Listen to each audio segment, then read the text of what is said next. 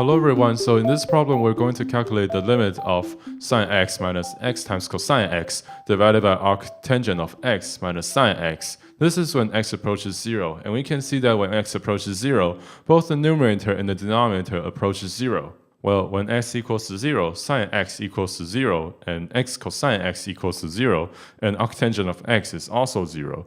So how do we deal with the limit of something that is in the form of 0 divided by 0? Well, you can apply the L'Hopital's rule to solve this kind of problem. You simply differentiate both sides of the fraction with respect to x. So after differentiating the numerator, it becomes cosine x minus x times sine x, which is just x times sine x.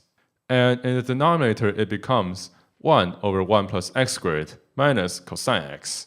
So we can see that this limit is basically still 0 divided by 0, because when x approaches 0, x times sine x is still 0, and 1 over 1 plus x squared when x approaches 0 is 1, and cosine x is 1, so 1 minus 1 is 0. So that means that we have to apply L'Hopital's rule yet again. So after we do that, it becomes, in the numerator, it is sine x plus x times cosine x, and in the denominator, it becomes negative 2x divided by the square of 1 plus x squared minus the negative sine x, so it's just plus sine x.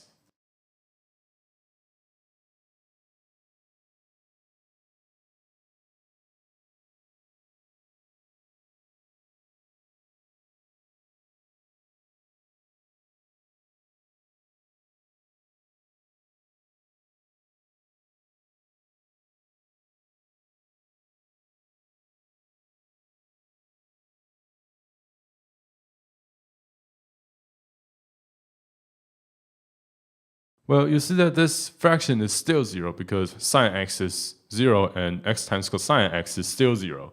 So how about let's just get rid of this factor that makes both the numerator and the denominator approach 0 when x approaches 0. This is when x equals to 0. So we can divide both the numerator and the denominator with x. So the numerator becomes sine x divided by x plus cosine x. And the denominator becomes negative 2 divided by the square of 1 plus x squared plus sine x divided by x.